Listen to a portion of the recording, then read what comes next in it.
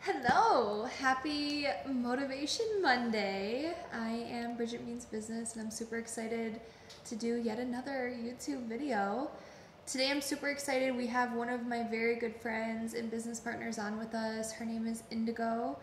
And gosh, I could give you the most incredible intro and not even know where to start, other than Indigo is probably one of the most intelligent, well-rounded, dynamic, inspiring people I've ever met. Super grateful to have met her, to call her my friend, and to learn from her. So Indigo, first, before we get started, I have to plug Indigo Collective. Can you please tell everyone what it's about? Of course. And then we'll go over the plan for today after that. Let's do it. Hi everyone, I am Indigo Haddington, founder of the Indigo Collective. And growing up, I think I always asked my question, who was the woman I needed when I was younger? And by saying that, I just mean, who was the woman that was well-rounded in business, well-rounded mentally, spiritually, and physically? Because I truly believe that the value system that we implement in each sector contributes to the whole person. And so that's what the Indigo Collective is about. Yes, we approach nutrition and fitness in a holistic manner, but we also approach the different pillars of what makes a woman a woman. The mental aspect, the spiritual aspect, and of course, the business side of things. And most importantly, might I add, that the Indigo Collective is going to start contributing to society as a large. South Africa has one of the highest gender-based violence rates in the world. And so the Indigo Collective is right now under training to be able to give women self-defense seminars. So A, teach them the skills they need to defend themselves, and then B, in conjunction with my mother, who is an advocate / lawyer, give them the tools and education that they need for free legal aid in the country.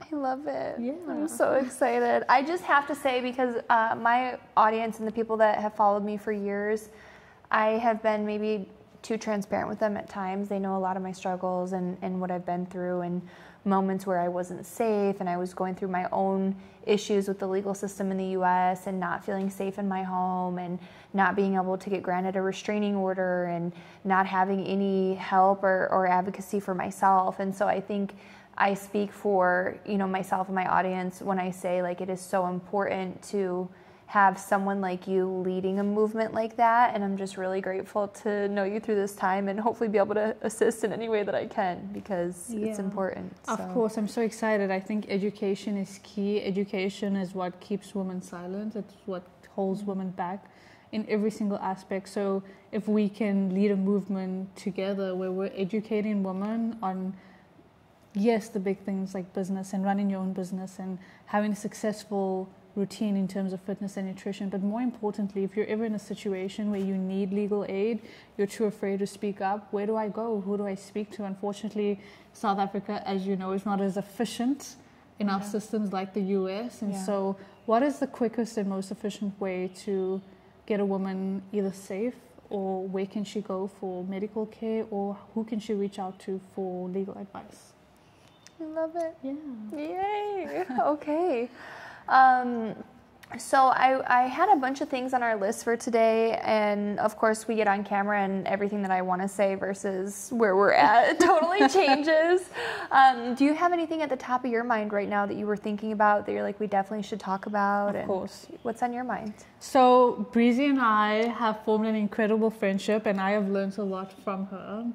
And I think the main things that stand out to me is, in order to have a successful workout routine and nutrition program, to be holistically whole and fit to run your life, is very similar to what you need in order to run a successful business. So can you touch on your personal journey in business and in fitness, and what have been the common trends between both worlds? Absolutely. So someone gave me the best compliment yesterday, and they were complimenting my discipline. They were saying that you are so disciplined. And it's crazy because I thought back to the choice that I made several years ago, where I deliberately, intentionally chose that I knew in order for me to get to where I wanted to go in any area of my life that I had to be disciplined. And it's not just with fitness, and it's not just with business, it's not just with your relationships, but in general, you know, doing the thing that you said you were going to do long after the emotion you set it in has left you, right? That's really what discipline is. So I feel like executing and continuing to execute even when you don't feel like it is really what changed my life and my world. So I think if we center the conversation around discipline and starting there, that's really, really a win. But I think that goes into so many different areas. So I would just say discipline is my initial thought when you said that. I love that. And I think we get it wrong. I think we innately think that discipline is something that falls into our lap, or it's something we're born with. And I think that's the furthest thing from the truth, right? Like, business is a muscle. Business is a muscle. Discipline is a muscle that you have to train every single day. And I always say, like, if you train incorrectly, chances of an injury is much greater than that if you're taking it slower and training correctly. And I think it's the same with discipline. If you innately continuously only give 60% and you leave the 40% for somebody else to come and pick up, you're going to apply that work ethic and that mindset to your business. You're only going to be able to give 60% because that's what you've been training yourself to do. And that 40% is ultimately what's either going to lead to failure or your competitors beating you. Yes. And I'm so glad you said that, because of course I think discipline is a choice. But also you have to train your mind. Gosh, I was thinking about this in the shower, actually, my shower thoughts. Gotta love shower thoughts. The best. There's a book by Wayne Dyer. It's called Change Your Thoughts, Change Your Life. And this is how I think about discipline. And in the context of what you're saying is, if I have a thought that I don't want to do something, I've trained my mind to force myself to go do that. So I hear the thought and I'm like, I really don't want to do that. And then I hear myself saying, I don't really want to do that. And then it kicks in my body that I need to go do that. Right? And that's where you get that momentum and that muscle built so that you can actually do the hard things. Because there's a million things in my day that I don't want to do, whether it's in my workouts or whether it's in my eating or whether it's in my interpersonal relationships or with myself, the work that I don't want to do. And when I hear that thought and I acknowledge it and I say, okay, I'm going to do it anyway, that's where the magic definitely happens. I love that. Yeah. Discipline is the foundation. And so, Breezy, I have to ask you, if you had to stop working out tomorrow, do you think your business would suffer? Oh, absolutely. Yeah? Yeah, absolutely. I mean, I think that there's obviously, everyone knows like the studies and things and how it affects your emotions and your brain chemistry and things like that. If you don't know, you need to know that exercise is the single best drug for depression. So if you're, in a bad mental place, I think it's understanding that it's temporary and doing the things that you can control to try to turn that around. Of course. Right? So as it relates to my business, so yeah, I mean, I talk about it all the time in my workouts, but there's things all the time that I don't want to do. And things that, in fact, I actually want to complain about as I'm forced to do them in my workouts. I want to complain and I want to scream and cry and that I don't want to do it and I want to walk out of the room. But like, that's not reality. That's not being a good CEO. That's not being a good entrepreneur. That's not even being a good employee. That's not even being a good person, right? You can't just have a fit because you don't want to do something. Right. And so I think when you continuously train your mind and your body to execute on things that you don't want to do, and the faster that you do it, the better that everything else goes. So to answer your question, no, or I guess yes, absolutely. My business would suffer if I were to stop working out. Just to add on that, it's so good. I think a lot of the times we as human beings define either success or happiness as this grand thing, as this big thing. Whereas if we take the tasks at hand and we break it into smaller steps and we give ourselves a reward at the end of every task, we innately give ourselves a reward system, and that's where the gratification comes in. I think we need to lose this idea that success is this big thing and that it's so far out of reach. If we can attain and achieve the everyday steps leading to the biggest successes in life, I think we as human beings would be a lot happier.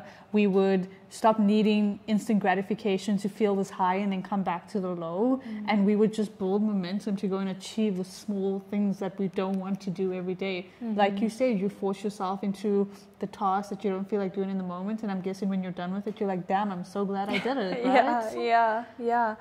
I mean, and also I think understanding that when we set a goal for ourselves in fitness or in business or in any area of our life, you're not really just setting a goal, you're setting a plan and a pathway to get there. And when you choose that and you say, this is what I want, you're also asking for all the steps that come in between. You're choosing this. You asked for this. You want this. So why make yourself feel like you're being dragged through it, or that it's punishment, or that it's ugly, or that you don't like any of this, or you don't want to do any of this? No, you literally asked for that, and in order to get there, you have to do these things. So you might as well enjoy it. Why make yourself miserable? I love that. And I think the saying goes, if you want a lot, you got to do a lot. Yeah. We have this idea to achieve, we got to do the bare minimum. But like anything in life, where does the bare minimum get you?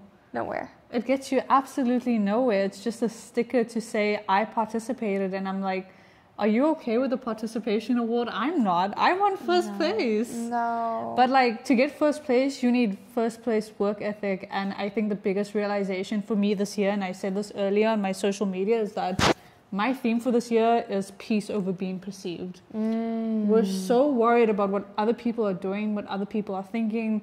We're so scared to go and make a post. Today I made my first vlog. I was so scared because I was so scared of what are other people going to say about me. And I realized, like, I have peace knowing that I've achieved that milestone. And I think that goes for everything in life, in business, in your fitness routine, how you look in a sports bra on the days you're a little bit bloated. Like, who gives a damn, right? Yeah. I'm at peace with myself because I know I've got first place work ethic. Am I willing to act on that? Or am I always going to hold my happiness hostage and my success hostage because I'm so worried about what everyone else is doing and what everyone else is saying? And I always say, like, if success was easy, if it was so near in reach, everyone would be successful. Yes. So you really have to ask yourself, am I willing to do what nobody else is willing to do to get the result that nobody else has? Like, that's what it comes down to, right? It really does. It really does. And I just have to pause for a second to mention this because Indigo is so humble. And I always have the most humble friends that should not be humble. Why are you so humble? The vlog that Indigo is talking about posting today was when she went to go do a cover shoot for Women's Health magazine, South Africa. She's in the top 8, likely to go much, much further than that. And you're hearing it from someone that, I'm sorry, like, most people will never accomplish that in their lives, ever. Not only to accomplish it, but then to still have that shyness or that hesitation and to think, like, maybe I shouldn't post this, or what are people going to think? Like, even the most successful, most qualified people have those thoughts, but you have to execute anyway. Yeah. And so I think it's really good that you did that. I'm very proud of you, and I hope to see a million more. I want to be spammed with content from you. And I've told you before, I think your articulation of things, of experiences of life, and how to help other people with that information is at the level of a world leader. So please continue to share it. Thank you so much. Yeah. Just to touch on the women's health journey, I think it ties in so well about the topic at hand. Like, the women's health journey, you know, we don't really get the brief of what they're looking for. It's like, show up as your most authentic self. Wow. And we think that if you have a voice and you're going to create a movement, then we want you a part of the team, which I love, right? Wow. You don't have to hit certain KPIs to be deemed good enough. And I wish I would view myself in that lens. Do I need to hit certain KPIs to be good enough? Wow. Or can I just show up as my most authentic self? And this ties into business, this ties into training. Like, am I good enough to be a leader? Am I good enough to be a business owner? I ask myself this all the time. I'm 23 years old. I dropped out of university. Newsflash. Am I good enough to be all these things? And I think the thought of meeting a standard that does not even exist is what holds me back from achieving success. Wow. And this was the whole journey of becoming during women's health. I don't need to look like somebody else. I don't need to achieve what they've achieved. I just need to show up as Indigo Haddington with my voice, with my brand, with my authenticity. Is that enough for women's health? Not for me. It's more than enough for me because it's who I am. Yeah. Was it enough for women's health? Yes, it was. And even the shoot day, like, The boxing gloves were ready. My hair did not fit the brief. Love you, Women's Health Team, for allowing me to break the brief. And I showed up, and when I saw those photos, I just saw Indigo. I was like, damn, if 13-year-old could see me now, the girl that never stopped chatting, the girl that always broke the rules, but the one that showed up with the most authenticity, and she owned her truth, even if it was messy. And I listened to you, I listened to so many other business owners, and like, it's not a pretty journey. No. And I think I want to go back to the authenticity word for a second, because a mentor of mine told me this a while ago, and I'm curious to see it. You've probably heard this, but how it will click in your mind.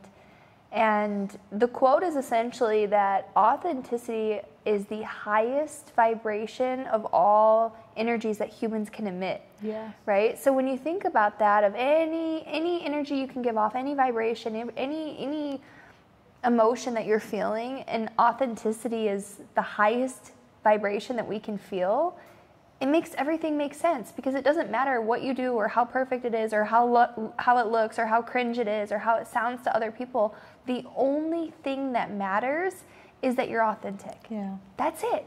You can do anything you want to do as long as you're authentic in who you are and how you're showing up.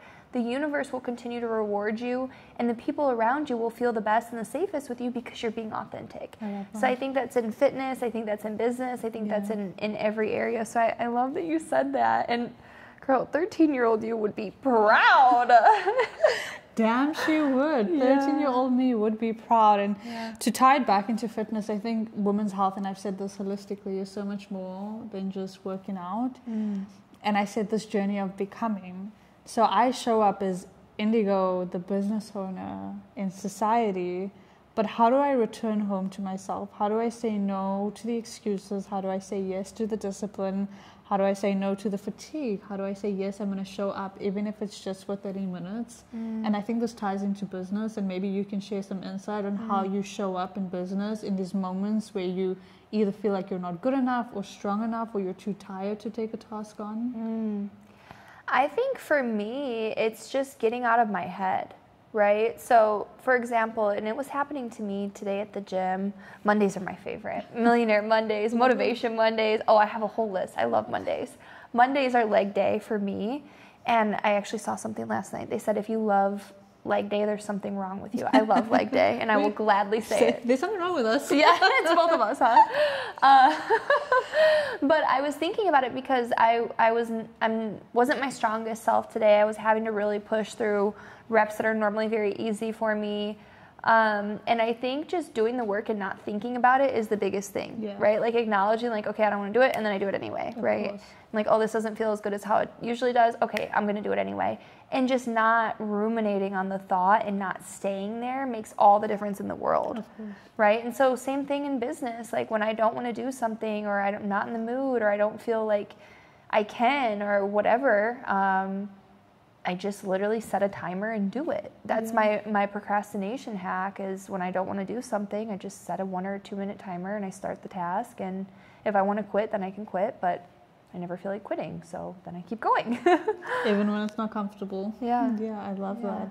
And do you think that, how do you think discipline ties into manifestation versus preparation? Oh,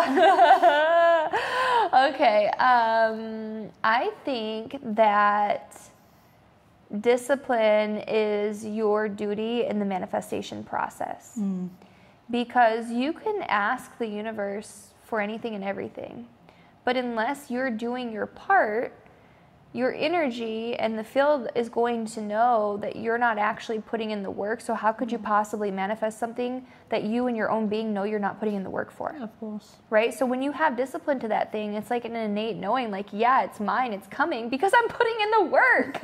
Because I wake up every single day and I choose this. And so how could the universe not give it back? It's coming. I won't even say that. I know it's coming because I'm putting in this work every single day.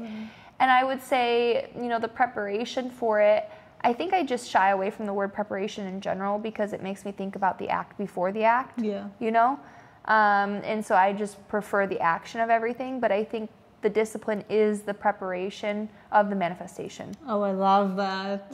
That makes sense. Oh, I love that. And being a fitness coach in my own fitness journey, seeing other women come together and move their bodies, whether you're religious, whether you're not.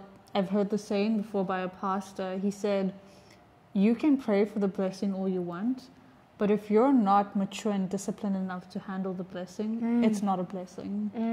And I think that comes into manifestation as well, like not doing the work. If I am manifesting a big, successful business, but I can't even get out of bed at 5 a.m. in the morning, the universe is going to be like, girl, you don't have the discipline to show up. How are you going to have the discipline to manage an entire team? Yes. And make sure that your team is not failing, because your team's following you, right? Yes. And preparation, I love your idea. I believe something similar, but in the same breath, the opposite. I think preparation, again, we think preparation is this massive thing. Preparation can sometimes just look like calming your nervous system before a chat like this. Wow. Before a business meeting. Like, preparation is not, I have all of it under control and I'm going to perfect every single aspect. That's not what preparation is. Am I prepared mentally, physically, and emotionally to take on the task at hand? Wow. And so that's how I've been approaching a chat like this, business meetings, whether I'm learning how to utilize a new AI tool, like it's this big thing that I need to take on, but how do I regulate my mind, my body, and my soul to say, you might not have the answers, you might not know what the end result looks like, but how do I calm that version of me down, saying we're going to tackle it one step at a time? I love this. I love this. And that totally shifted my mindset too, because I just view it as like a part of the work. But in fact, like what you're saying is all the stuff that I could be and should be doing that I actually would enjoy. Yeah. And I don't need to write it off as work. Like that's actually like very important preparation, especially for everything we're doing and becoming. Right. This is our becoming season. It is. I love that. And so, Brizzy, this is such a cheesy question, but I have to ask you, if you could look back at 13-year-old you, what's one piece of advice you would give yourself?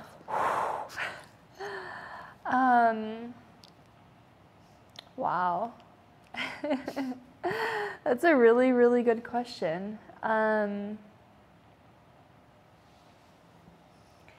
think I would just say, don't stress and don't worry. Yeah. Because even as a teenager, I was always so stressed and so worried and placed so much pressure on myself to accomplish something, to be something, to do something that was, you know, big, that was, something I could be proud of. Yeah. And I think what I've learned over the years is that it's not even about the end result or the product, it's about the journey. And it sounds so cliche, I love that. but it really is about every single step and every single chapter along the way and how beautiful all of those are. And so if you just don't stress and don't worry about the end result or the optics and how it looks to other people, but in fact of the work that you're putting in and the experiences that you're having, every single moment and every single experience is a once-in-a-lifetime experience. You're never going to get this moment back, even this one, right? So there's no sense in stressing or worrying about what's going to happen or how things are going to be when all you need to do right now is enjoy the present moment and focus on what you can control, you know, so. I love that. Yeah. I think I would honestly give 13-year-old me the exact same advice. I think growing up, I tied my work ethic to my worth, which innately really skewed the view of myself, like how I viewed myself.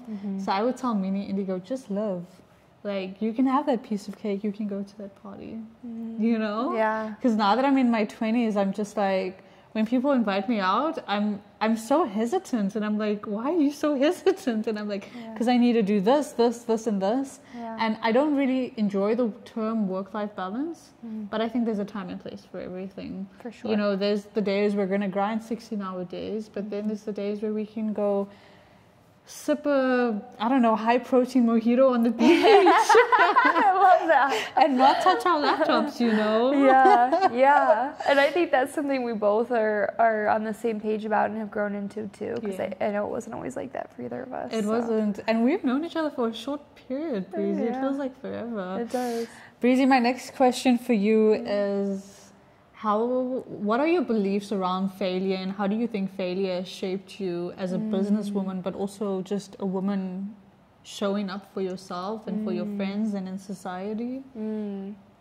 Well, I'm all over social media now at this point saying this, but I believe failure is a choice. And I also don't think that, you know, it's only failure if you stop. Right.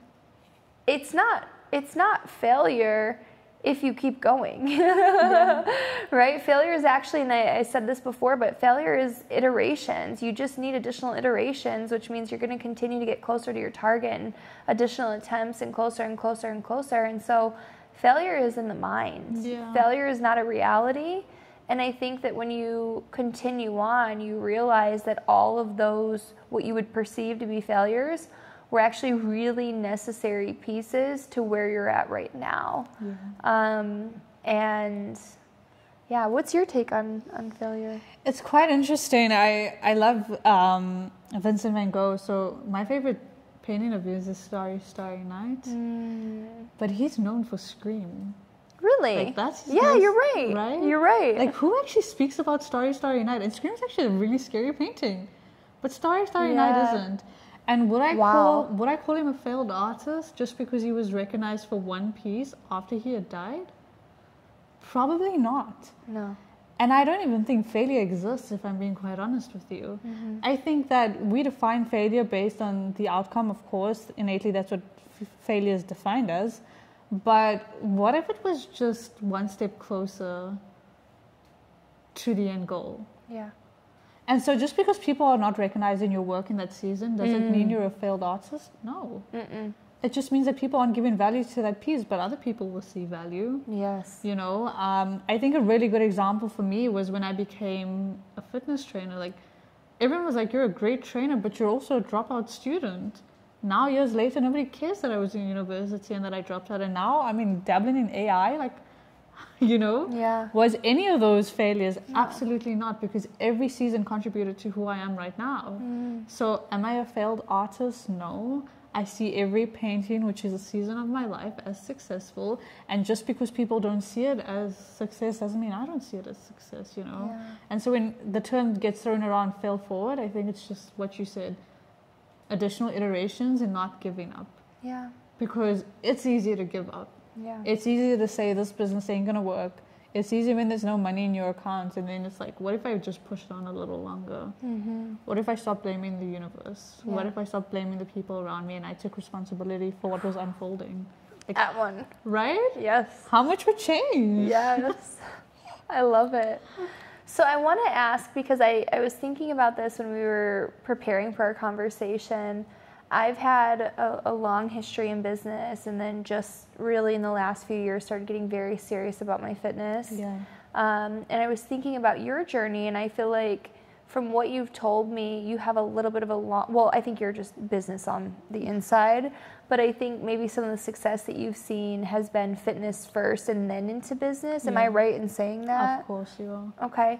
So what are some of the things that you feel like you've taken from fitness into business, and then what are some things that you feel like you've gotten in business now that you've taken back into fitness? Oh, that's such a good question. Where do I start? I think the main theme would be results don't come overnight, right? So I've prepped for 2 bodybuilding shows, and it's been like 6-month-long preps, and you know, obviously some things were a little bit unhealthy and against the norm. Again, if you're wanting to go where no one else has been, you got to pave the path, and that comes with a lot of groundwork.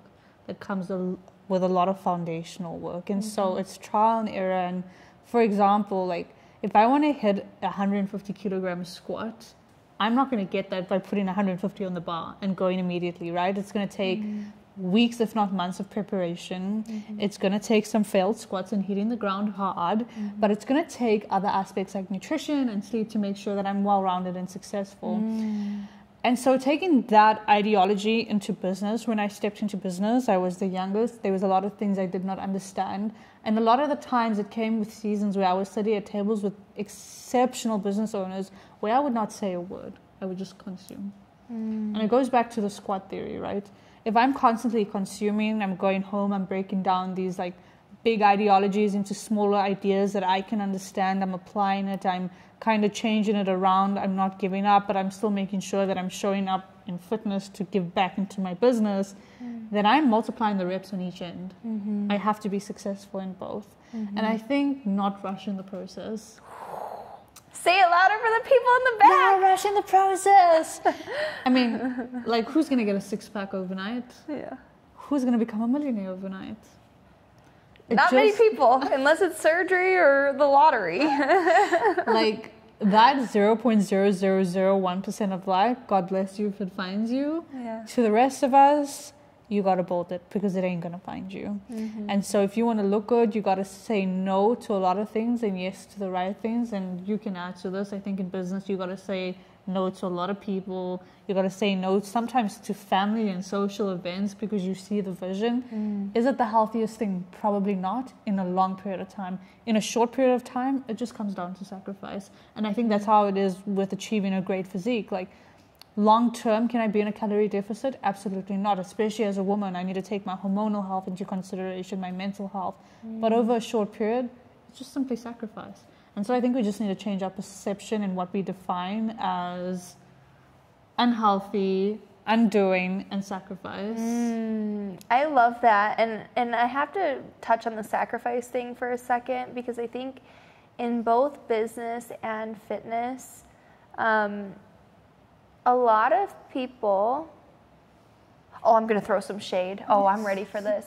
A lot of people will tell you that certain things aren't healthy. It's not healthy to not do this and sacrifice in your eating and your exercise and to push yourself. Like, I worked out for 2 hours today. You know how many people would tell me that's not healthy? I'm not doing it every day for the rest of my life. Yeah. But you know how many people would say that's completely, like, that's not okay, right? Last weekend, I didn't go to a friend's birthday party. I didn't go and see another friend that I wanted to see. I didn't answer my sister's calls. You know how many people would tell me that that's not healthy or that's not good? Yeah. You know? But the fact of the matter is what Indigo said, short term, you have to make those sacrifices in order for you to go where you want to go. And people are going to have their opinions. And it's oftentimes people that have never made those sacrifices that have those opinions on them. Because the people that have found success from it and will tell you this is a necessary thing you have to do to get to where you want to go. So I don't know if that's shade or not, but oh girl, that's just the damn truth, y'all. Like, and it's the same with like getting super lean. Like, for me, genetically getting onto that bodybuilding stage in order to do the show, I had to cut down to below 1,000 calories. I had to do added cardio. Our water cuts was a little bit more aggressive. And you know how many people would tell me like that my coach was incapable, that I was an incapable athlete? That's not what it was. I was just dealing with the cards that I was dealt, you know? And so is it unhealthy long term? 100%. But short term, to get to that stage, to get to that desired look, it took a lot of no's to a lot of people and a lot of enjoyment. But I looked at myself on the stage and it wasn't even about the six-pack. It was about the mental discipline and fortitude it took to get there. And not a lot of people can say no, you know? And so I don't think it's shade. I think it's just the truth. And you really have to ask yourself, if you want to be successful in your fitness journey or your business journey, am I willing to be misunderstood? Yeah. Because it's easy to say no. Is it easy to deal with the consequences of the emotional reaction of the people you're saying no to? No, it's not. And so I think a part of you, I wouldn't say has to become cold, but has to become resilient to the no's and to the emotional lashback that you'll get from your peers and your family. And, you know, thank God these people love us and they understand. But I think you can attribute to the fact that it's not always pleasant. Their reactions aren't always pleasant. Like, how do you handle that? How do you handle the so-called shade?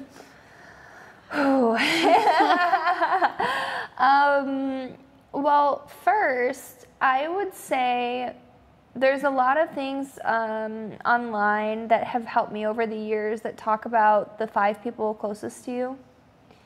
And so I really value the people closest to me. I call them my board of directors. And then in my head, I place everybody else in that outer pocket, right? And so when it comes to opinions that really affect me, my board of directors is really the only list that I truly let into my inner world and affect me in a deep, deep level. Yeah. But at the same time, it's also another thing that I heard a while ago that's, you know, shouldn't take advice from people that you wouldn't want your life to look like theirs. Oh, come on, girl. I love that. And I say this, take it with a grain of salt, because I do believe that you can learn from anyone. I believe that there are lessons that people can teach you no matter where they're at currently in life, no matter what they've been through. And even with what they've been through, they can teach you a lot, right? And that's learning from other people's mistakes, and that's learning from where they're at, that you don't want to end up in that same place, right? Mm-hmm. So you can still learn a lot from people, but when you're in a vulnerable place, you shouldn't take advice from people that are advising you on your next steps and your next moves unless you would be happy with the outcome of their lives, right? And so when you're in that vulnerable place and recognizing that you're really at a crossroad or a very important stepping stone in your life, you should seek advice to people who have been there, and know what the best things are to do based on experience, right? So just, I don't know if that answers the question and how I let things affect me, but I try to just take it with a grain of salt. Yeah, I think that's very important. I think I found difficulty in different seasons of my capabilities. Like some seasons 50% or 60% is really my 100%, and then there's other seasons where I'm like, let's go. In that, I think I've personally let the opinions of the outer world get to me. And I love your analogy, like my board of directors is my family and my very close friends, you know, and I know that they would never say anything to purposefully hurt me or redirect me in a constructive way. And so I think I've had to find the sweet balance of who am I willing to listen to in what season. Because some seasons feel like we're failing, or some seasons feel like we're not doing enough.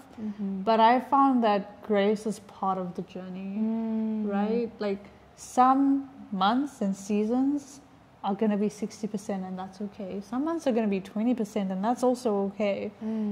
I think the important part is not staying there, firstly. Secondly, not letting the opinions of other people ultimately dictate where you end up, how you show up, and how you speak to other people. I think a lot of the times we allow bitterness to consume us. And so, rounding it up, am I willing to show up as my true authentic self, even if it's not 100%? And am I willing to not let the bitterness and ugliness of the internet and other people innately change who I am as a person? Wow, I love that. So I want to go back. That's a word that I think we don't talk about enough, because bitterness is like such a you know. But to tie it back to what I was saying earlier about the thoughts that you're having, for you to even recognize the bitterness in your own self or in your own energy, you would first have to be observing your own thoughts. Of course. And I found it really crazy over the years to see how many people don't even stop to observe their own thoughts. Right? So first, like, that is so important. And I think the people that are, you know, empathetic and feel a lot, it's easy for them to, and almost too easy, unfortunately, for them to feel that from other people. When you see it on the internet or on social media and people throwing that towards you, and it's an ugly feeling, right? But I think for the people that are those people that are showing the bitterness, like, I'm not even sure that they recognize it sometimes, because they don't have the self-awareness or the self-perception or the observations of their own thoughts to even understand that they're being that way. I love that. I think what I've realized in my journey in business and fitness and just in my personal life, like, people don't change for other people. They change for themselves. And so I really have to ask myself, am I going to really put in all this energy to prove to someone that, hey, what you did hurt me. Right. What you did is not okay. Yeah. Like, am I going to put all that energy in just for them to circle back to the point where they don't see the wrongdoing and what they've done? Or can I reflect on maybe how I reacted to that person? And who am I actually surrounding myself with, that someone would feel the need that it is okay to speak to me that way? Or it is okay to throw criticism or shade in the way that they've thrown it at me. Wow. So I think it's not so much about them, but more about us. Like, yes. Am I going to allow this energy into my life? Wow. And am I going to hold on to the belief system that something radical is going to change within them based on what I've told them? Like 9 out of 10 times, you can tell a serial killer that it is wrong to murder, do you think that's going to stop them from killing people? Not at all. Probably not. Not at all. Same with the serial liar. Like, No. if you don't find fault in lying, you will literally change your perception of reality to convince yourself that what you're doing is okay. So what do you think, because I have my own thoughts, but I'm so curious, what do you think about these situations where, you know, people show you who they are? And I love what you said about grace. I think that that's so beautiful and important. But also, I think grace is for the people, they appreciate it later when they realize you've given them grace, right? What about the people that you know they need change? How do you show up best for them without letting it affect you, but hoping one day that maybe they'll be the change they need to see or wish to see? I think grace and hope are beautiful attributes, and I don't think you should ever dilute that in the presence of somebody's bitterness ever. I think what's really important is I'm a numbers-based girl. And so if I've been friends with Bridget for 3 months, is Breezy in the same place that I found her, or has she evolved? Wow. That's how I view it, right? Yeah. If I can have grace for you over an extended period of time, and I love you enough to say, hey, Breezy, I think maybe approach this different or look at this differently.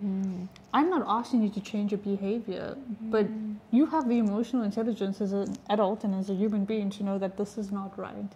And so I can only advise to a point, but I really ask myself, and I found myself asking myself this often, my friends, are they in the same place in which I found them in, or have they evolved? And if they have not evolved, it is not my job to grow you up. Then I walk away gracefully, and I give you the grace and the space to grow into who you need to grow into. But it's not my job to bring you up. Wow, that's beautiful. What do you think? You know, I have several thoughts. I have two very different subjects that I want to touch on. I would say, one, I think that there's a lot of words and things going around right now that are discussing projections and mirroring and these concepts. But as it relates to my own self, I've realized that things that I'm worried about or that I might see in other people or be concerned about in other people at times are things that I'm fighting within myself, right? And so acknowledging that a lot of our thoughts about our outer world are really reflections of our inner world is really important. And that's also different than people that they're out of touch with reality. We're talking about different kind of people here. So I would say that, and then I would also say, look, people say at times that I'm too open. People say at times that I talk too much. People say at times that I share too much, and all of these things about me, and I'm okay with it. And the reason I'm okay with it is, one, because of course it's my authentic self. And what I found is being vulnerable and open and honest about my journey and about what I'm going through and how I'm handling it allows people to do the same in their own world and on their own timeline.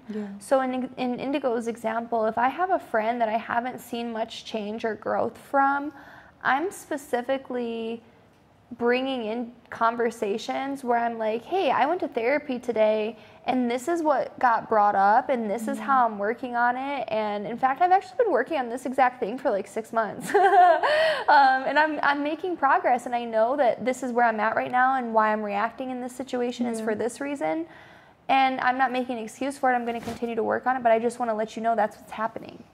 Right? And so hopefully that conversation goes and resonates with that person to where they can say, hey, am I showing up this way? Or, hey, maybe I should go to therapy. Or, hey, it's okay if I'm trying and I'm not making any progress. I'm just going to continue to keep trying.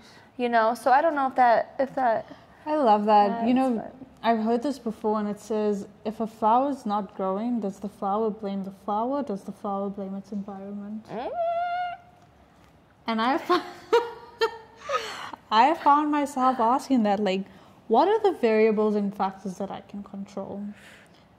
I can control who's around me. I can control the voices I allow into my life. I can control my behaviors. I can control my fears. There are certain factors that I can't control.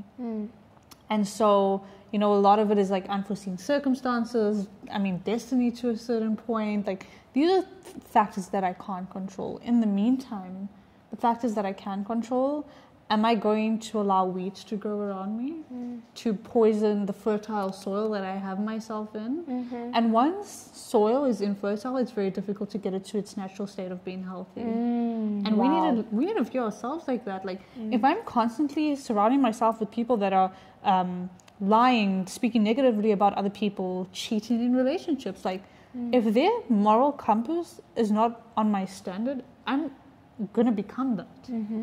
And it's going to be very difficult to return to my natural state of who Indigo is in her essence. And so I'm the flower, and I know that the factors I have in control, I am going to utilize to the best of my ability to make sure that it is healthy, so that I am currently thriving, I'm watering myself, and I am growing. And if flowers are planted around me, I know that my flowers are growing because I trust my friends in their growth journeys. It's not saying you're perfect. It's not saying that we ain't going to mess up. It's just saying, despite all of that, I still choose growth. I don't choose bitterness. Wow. Yeah. Wow. I love that. And I have to share now. I didn't know the conversation was going to go here at all. And I'm shocked. How I'm about to add to it, too. It's not anything I usually talk about, but I feel like I want to share for you and just in general. You know, I'm 32 now. And I have a great life. and I'm not saying that to brag, but, you know, I'm living in South Africa. I have wonderful friends, great relationships with my family members. You know, I have a life that I'm really proud of. I've built a business that I'm very, very proud of and continuing to build. And my world is beautiful. But it wasn't always like that. Yeah. And I've spent a lot of years in really, really dark places. And, you know, when I was younger, I was like 21, 22, living in Chicago.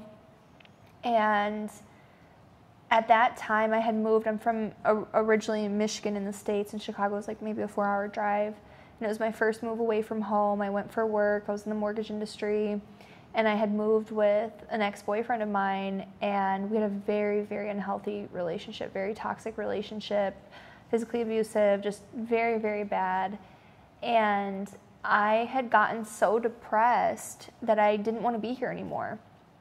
And it was a really, really tough place to be. And I remember going to a psychiatrist, and they prescribed me like 8 different medications, and they were like, do this, do this, do this. And it, you know, at that time, I was just in such a bad place that I just wanted to do anything to feel better and to want to be here and to want to live.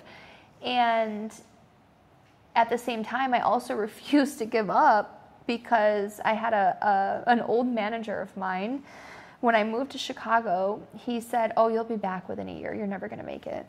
And that was, well, I've been gone now for 11 years. I've made it. Thank you. I did not move back ever.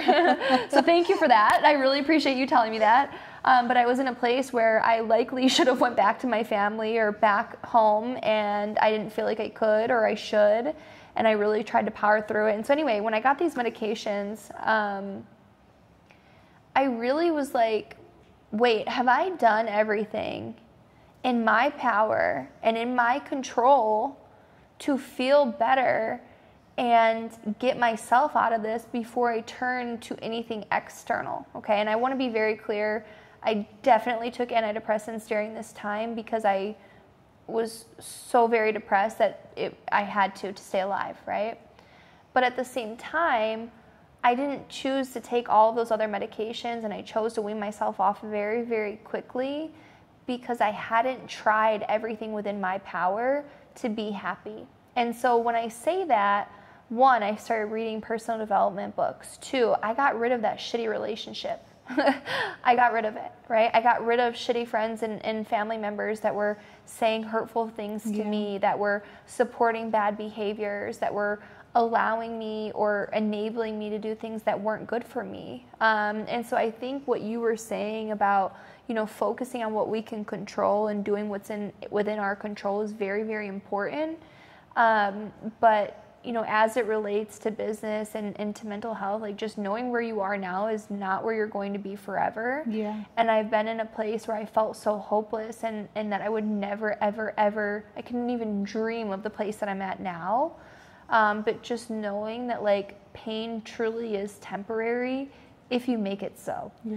If you choose that this is enough, that you don't want to stay there, that this can't be your life, that this can't be the life that God or the universe created for you or have mapped out for you, and choosing something else, you don't have to stay stuck. You don't have to stay in that relationship or in that job or in a place where you're miserable, because that's your body and your nervous system telling you it's time to move around. Yeah. It's time to stop. Like, it's time to change things. Yeah. So I don't know what your take is on those things. I love that, and thank you for sharing that. And to be honest with you, like, I love listening to the business shocks on Instagram, on podcasts, and I think a lot of the times it's like, it's very easy to speak about success and the lessons learned, but like, what did we have to go through in order to learn that, right? Yes. So thank you for sharing that, because I'm like 13 or 15 or 16 or even 20-year-old Indigo that's scrolling on Instagram is like listening to the importance of discipline, but I'm like, sometimes I just want to hear that a woman also struggled with her mental health, because I did as well. Yes. And so I think it's so important to, yes, speak about the lessons and speak about, you know, the fruits of our labor, but like, what did that labor actually look like? Oh, girl. I mean, at that time, like, first of all, when I left my abusive ex, I moved into a coworker's house and slept on his couch in the living room for like 2 months until I could afford my own place. Yeah. I mean, and at the time I was so poor that I was eating boxed hash browns. Do you know what boxed hash browns are, where you add water and then you put them in the pan? Oh gosh, I don't think we have that here. Boxed hash browns are awful.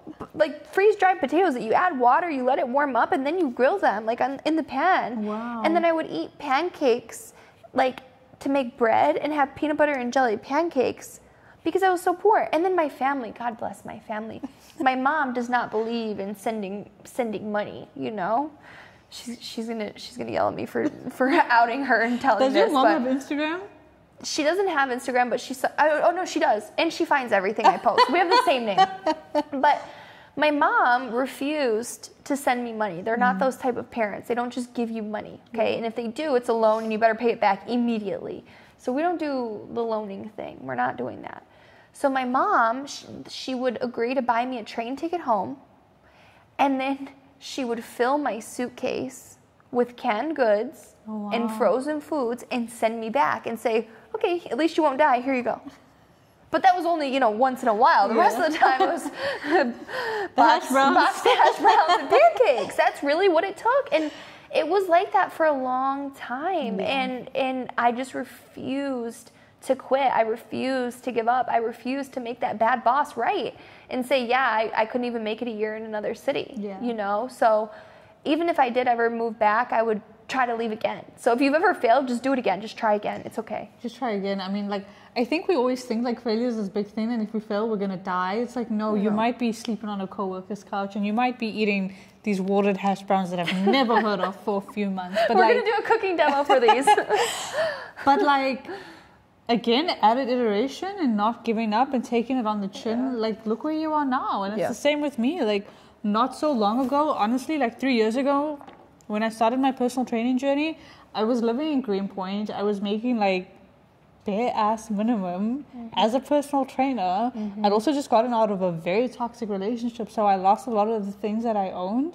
And I was honestly too proud to ask my parents for financial help. I was too proud.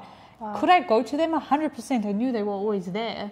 And I was just like, if I fail at this and I go knocking at my parents' door, thank God I had that option. I would just prove to them that they were right. That the only way to be successful was through a university degree.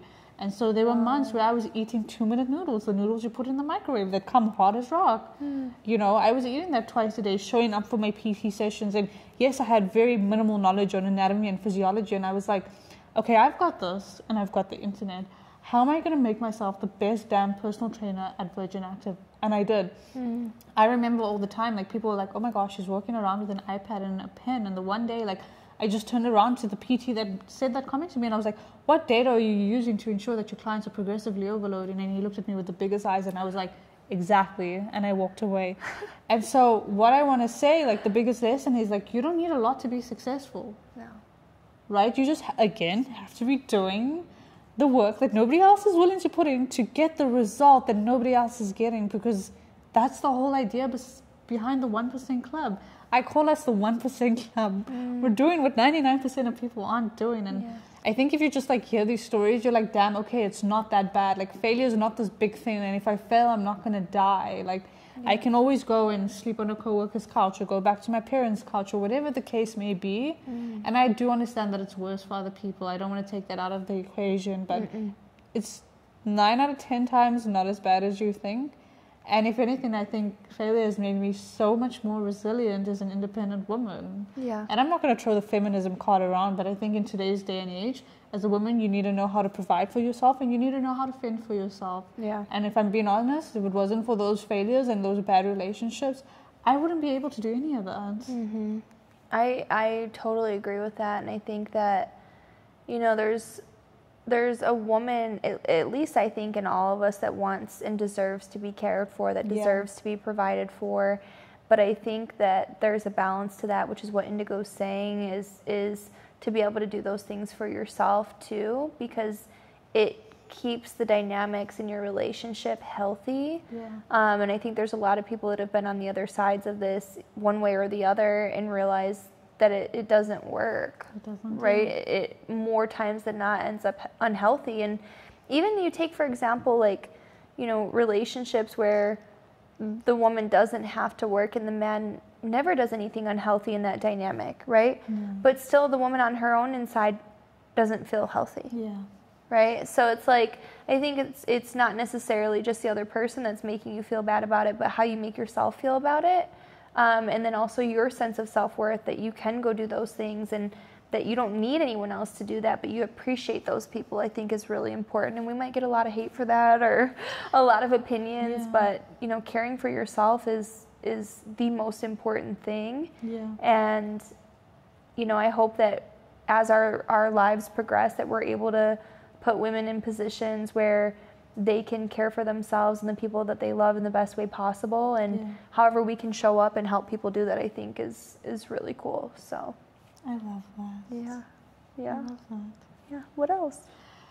I think I'm 23. How old are you this year? 32. 32. Yeah. So we're almost like 10 years apart. Yes. Damn. 10 years. Okay, I think to end off, why don't we take the biggest lesson we've learned from each other in the last 3 months? Do you have one? Yeah, I thought about that. You're ready. You always see the best thing about Indigo is she asks the questions that she already has the answers to. I need to learn. Preparation. Yes, the preparation. No, you gave me that one. Okay, I'll find a different one. Okay, you go first and then I'll think of mine. I'll go first. Yeah. So I think I was an over planner before I moved to Cape Town. So I was telling Breezy that I'd applied back to university at the beginning of this year. And I was looking at videos on my camera roll. Like, I video when I'm going through like very emotional times to look back on it and reflect. I don't think I've shown you the video. I was crying. Like, I was a mess. And I was like, my life is not where I want it to be. And like, I know I want to be in this AI space and I know it's meant to work out, but it just hadn't worked out in the beginning of the year.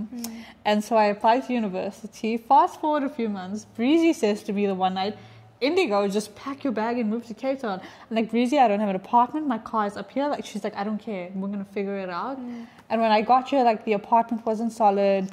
I had no mode of transport. I just had a one-way ticket to Cape Town and an undeniable vision that this was going to work. And I think if Breezy has taught me anything, is take that leap of faith. Like, you're going to land. It doesn't matter where you land. It doesn't matter how many things are uncertain. Like, you're going to land. And then you need if you don't have it, you got to figure it out. The figure it out gene. You're going to figure it out when you land. You've taught me about the figure it out gene. The figure it out gene. The figure it out gene. And it's so funny. Like, I actually got confirmation of my application last week. And I was like, if I had not taken that leap of faith and not figured it out with you and you believing in me, I probably would have been getting ready for university in Joburg right now. Oh my gosh. So, wow. Breezy, like you've honestly like changed my life, and I'm not even saying that lightly. Thank you. Oh my gosh, of course. I'm happy I can be part of the journey. Thank you. Oh my gosh. Wow, that's so beautiful. I'm like having a moment. I'm so happy because, you know, I think the path that you're on right now, look, like maybe the university path is the right path later. I don't want to say like, woohoo, I'm happy you're not going. Like, God, no. But I just think like where you're at right now is so special, and all the things that you have going on around you. Yeah. If we were to really sit and write everything down and get out of your body and just look at it from like an overview perspective, it's actually like shocking and incredible. Like, yeah. And that's what you've taught me, is that literally anything is possible. You can literally do and become any single thing you want. And I could call you tomorrow and be like, Indigo, I really want to learn about this, and like I really want to figure this out.